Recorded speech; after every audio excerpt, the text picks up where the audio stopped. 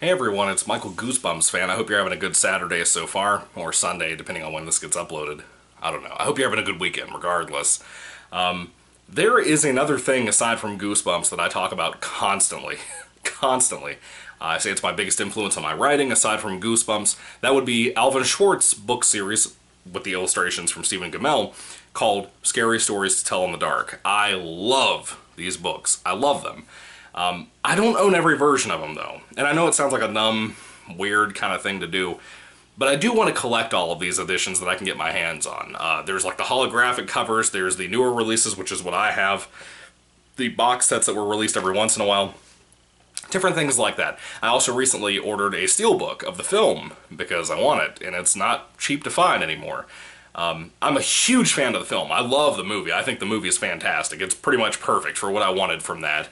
Being kind of like the 2015 Goosebumps movie with a book and all that, being alive, and I love it. I think it's fantastic, and I love all three of the books for the most part. I kind of get annoyed with the little bit of humor aspect thrown in there, but I will at some point try to do reviews on these. I'm actually starting to reread the books right now in this big hardcover that has all three of the books included into it. I love Scary Stories to Tell in the Dark. I think they're amazing.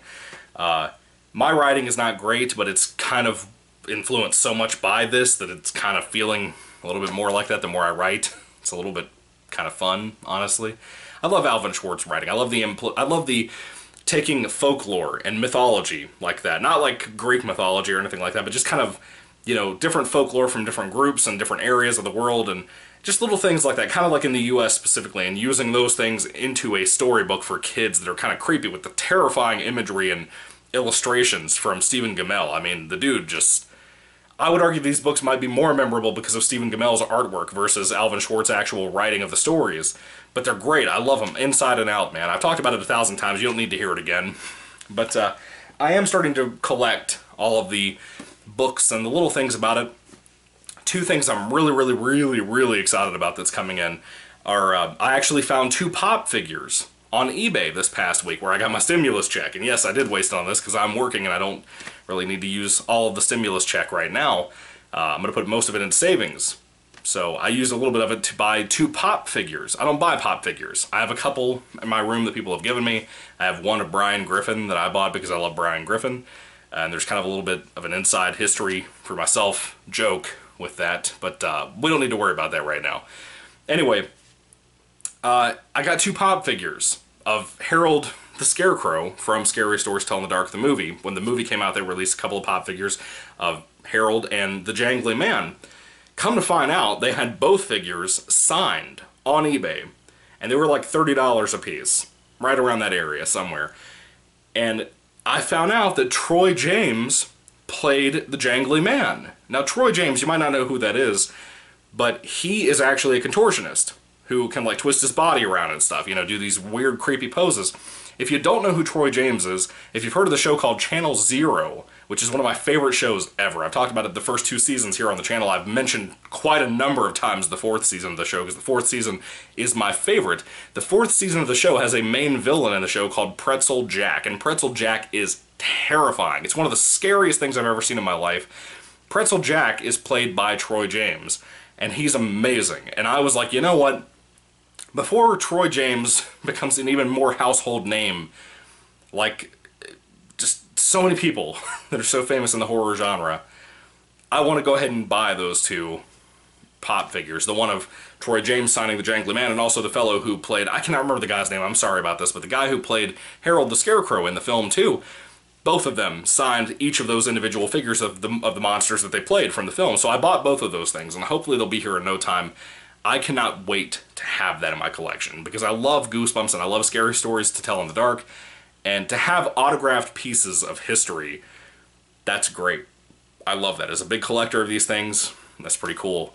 But anyway, I have those coming in. I have the steelbook coming in. I have a couple of other versions of the book coming in, or the books from Scary Stories coming in. This whole thing is like Goosebumps book haul video. It's just about Scary Stories to Tell in the Dark. Not about anything else. Sorry, I have like a weird indigestion problem today. I haven't eaten in like 3 hours, so I don't know why I have a problem right now. But I do. I guess I'm getting old. I'm turning 26 in November, and it's hitting me hard, man. Anyway, The big thing that I got in the mail this week that I was really, really excited about. Now, I know that this is very controversial in the community of fans for scary stories to tell in the dark, but in around like 2010 or 11, there was a reissue of the Scary Stories books for like the first time in a very, very long time. And the people who put this out, I'm assuming it's HarperCollins. Yeah, HarperCollins Publishing was hoping to make more money off of this. And they put them out individual books and also a box set. I got the box set of Scary Stories to Tell in the Dark by Alvin Schwartz. And the art this time around, instead of being done by Stephen Gammell, was done by Brett Helquist. Yeah, Helquist. And this was their attempt of watering down the books so much that they didn't scare people anymore. I will tell you, I looked through all three of the books, because I do have them in here. I'll try to take them out of the box set a little bit. The art is not horrible.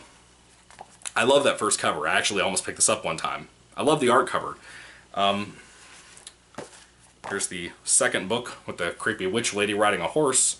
That's pretty neat. Pretty spooky. And then kind of a throwback to Edgar Allan Poe's The Raven, with this little thing perched up there. I looked through the books and I saw the art. I'm gonna tell you, you can just go online and look at some of the art if you want to. Some of the art is not that bad. In general, I don't think the art is bad. The problem is that it's trying to replace Stephen Gammell. The whole point of these books was to scare children. That's what it was. It was to scare people in general, whether it be children or adult readers, even though they're meant for kids. I would argue that taking away Stephen Gammell's artwork and watering it down the way they did here is just an insult. Just a straight-up insult.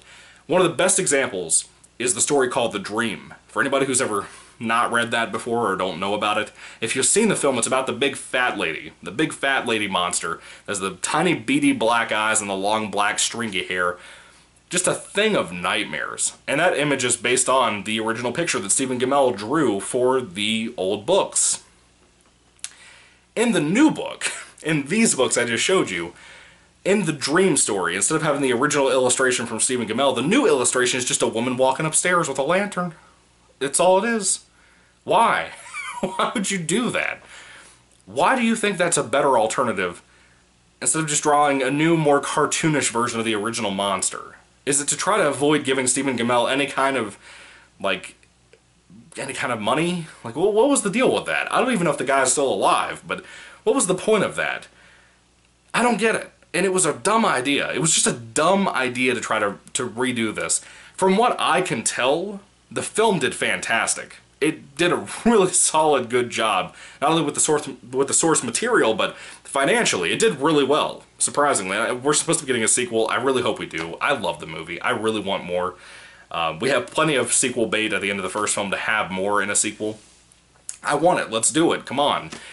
The thing that gets me so bad is that it seems like the film reinvigorated the idea of let's go ahead and try to scare teens and kids. Let's do it. Let's just put the creepy monsters in there like we had from the old Stephen Gammell books.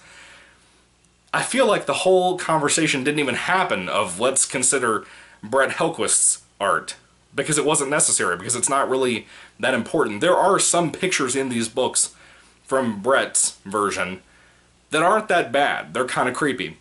But whereas in the old books from Stephen Gammell, you'd have artwork of, if there's supposed to be like a dead person, like a corpse that's walking around or something, the picture is going to be terrifying. It's going to look like a decaying, zombie-like person. In Brett's artwork, it's almost like he was told to make it more childish and more fairy tale-like, which is not a bad thing. The stories are still unedited as far as I can tell. They all look the same to me from what I could check on the stories that are more controversial out of the books. I did look at everything, including Harold. The Harold picture is not as good. I was kind of let down by that one. It's literally just a scarecrow on top of a roof. Why would you put the scarecrow on top of a roof? I don't know. I guess it's referencing the ending of the story. I don't really know. It's a really, really stupid idea for an illustration at that point, for that particular story. Just a lot of these felt like they were disconnected from the source material, whereas Stephen Gammell felt like he almost complemented, but at the same time fulfilled the stories that Schwartz was writing for those books. Brett Helquist's art doesn't feel like it fits as well, in my opinion. Not to insult Brett, I don't think it's his fault. I think he could have done a fantastic job with some scary stuff himself. I think that HarperCollins told him to water it down so they could sell it to more kids, and have it be less controversial, which was a bad idea. Because now you have these books floating around out there that when you think you're buying the original books, you don't. You get this kind of weird, really watered down thing that's being sold at like Target, you know, and it's kind of sucks, especially if you buy in a box set like this that has the saran wrap around it and you can't tell that it's the newer artwork unless you knew that Stephen Gamel's name was not on the front of this box and you knew who he was. Most people would not if they're buying this casually at like something like Target. I have this for the collection just because I don't really need it for otherwise any other reason. I just wanted it. It's a piece of the Scary Stories to Tell in the Dark history of a very dark time in like 2010 when they decided to change the art. I'm glad they've changed it back now for, like I said, this hardcover that's out where they have the original art from Stephen Gamel, which is just classic. It's terrifying stuff. It fits with that camp nature, or that campfire nature, urban legend feel to those books, or those stories, you know?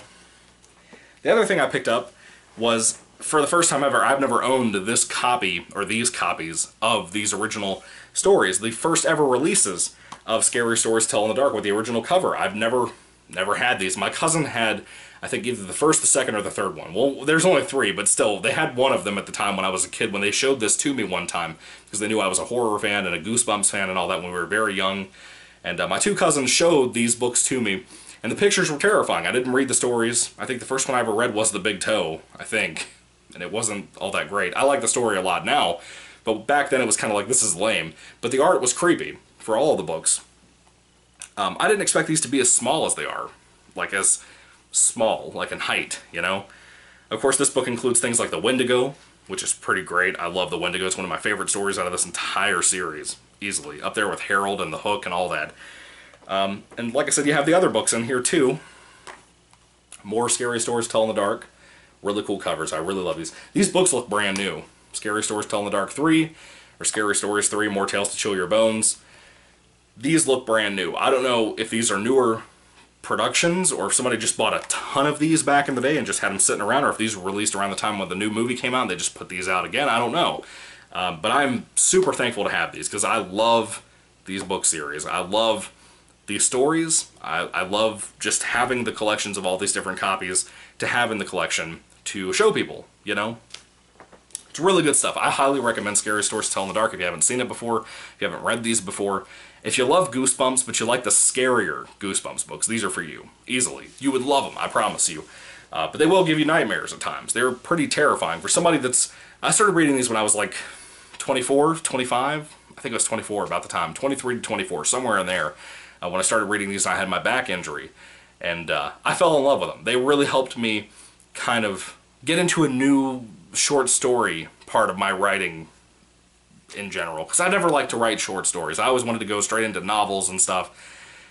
Not really good at that. Doesn't really work for me. I'm not really good at writing all these subplots, and I'm not into all that. But the short story aspect, the way that Alvin Schwartz tells stories, I love that. I really like that little 1-2 punch in the gut at the end of the stories. I really love this. I love that shorter, momentary capturing of a memory, for kind of in the same essence of what Goosebumps does. And I love that R.L. Stine admires Alvin Schwartz's writing so much, and the Stephen Gamel art for these books. There was a recent documentary that was done as well that I also ordered a copy of, because I don't like the movie, but I'm collecting it because it's Scary Stories. It's a documentary called Scary Stories. It's about the books and the controversy behind them, and Alvin Schwartz's life and Stephen Gamel a little bit. It's mostly a film by the fans for the fans, and I kind of don't like that about it. If you've seen the film and you're a fan of these books and movies, you know why. It's really not a great documentary, from my memory of it. I haven't seen it in a while, but I wasn't into it when I saw it at the time. I appreciate it, but I don't love it, you know? So, if you've seen something like that, then you kind of get the gist of where I'm coming from with a lot of my feelings towards these books and what I love about these things and what are so magical about these books and what captures them. And R.L. Stine was even in that documentary for Scary Stories. So that was pretty cool too, to have that there, to know that one of my favorite horror writers, if not my favorite writer of all time, was involved with that documentary, talking about those books. He didn't talk a whole lot about them. He wasn't really in the documentary all that much. But when he was, it was nice. I love R.L. Stine. He's just a great guy. He seems like a really, really cool, down-to-earth guy. I don't know. But my whole channel is based around his stuff. So, yeah. That's pretty much today's book haul thing on Scary Stories Tell in the Dark, or things like Goosebumps book haul. I might just change the title to Scary Stories Tell in the Dark book haul. I don't know. Like I said, I'm going to be collecting a lot of these coming up soon. A lot of different versions. There's the old Treasury book that was the original collection in hardcover with all three of the books together. It was called like the Scary Stories Treasury or something. I don't know. I have that coming in, and I have the holographic covers. Like I said, I have a lot of stuff coming in from Scary Stories, and I'm really excited to talk about. Really cool stuff. Really cool stuff. I might even do at some point a Scary Stories Tell in the Dark collection video. Just to have it up here on the channel, just in case people come across something like that and they happen to like this as much as I do. But anyway, I'm sorry for rambling so much. I just wanted to talk really in depth about how much I love these books. They're great. They're so great. I love them to death. Anyway, what are your thoughts? Put everything down below in the comments. I'd love to hear what you have to say about Scary Stories Tell in the Dark. Do you prefer the new art or the old art? If you happen to look up those pictures and stuff on Google that I talked about, or if you happen to own these books and seen the terrible, roughly new art that I don't like as much. I would love to hear what you have to say about all that down in the comments section down below, guys. And thank you for watching, and may the Lord Jesus Christ bless you guys today, and goodbye.